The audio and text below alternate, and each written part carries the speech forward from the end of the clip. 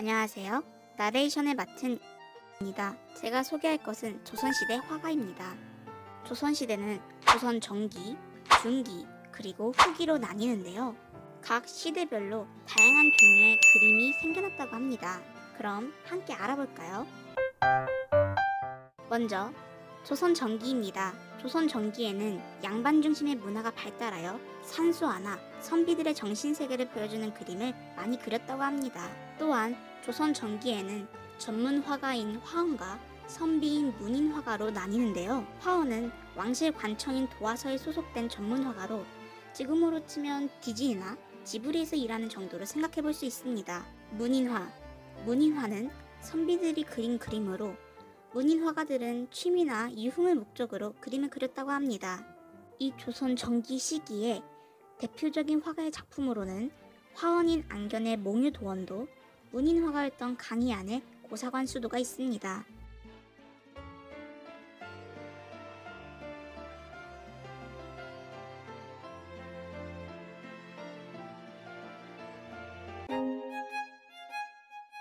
다음으로는 조선 중기입니다.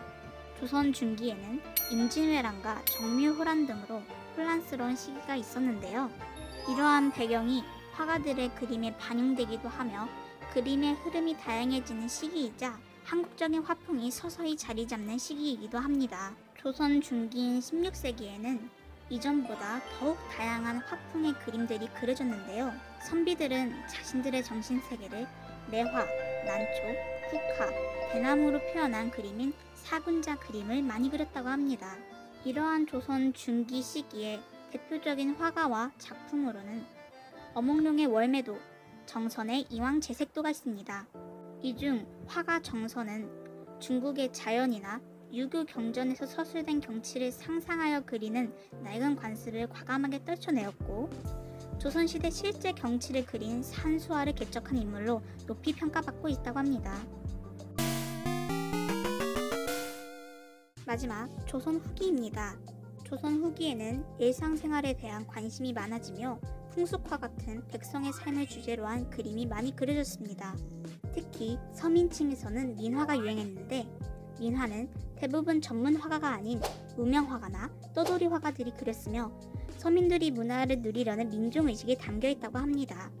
또한 가지지 못한 것에 대한 동경과 욕망을 해, 달, 나무, 꽃, 동물, 물고기 등 다양한 소재를 이용하여 건강이나 장수 등의 소망을 담아 생활 공간을 장식하는 데 이용되었다고 합니다.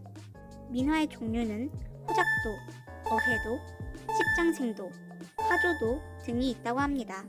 이 조선 후기의 대표적인 화가와 작품으로는 교과서에서도 나왔던 김웅도의 씨름도, 신용목의 월화정인, 호작도인 호랑이와 까치 등이 있습니다.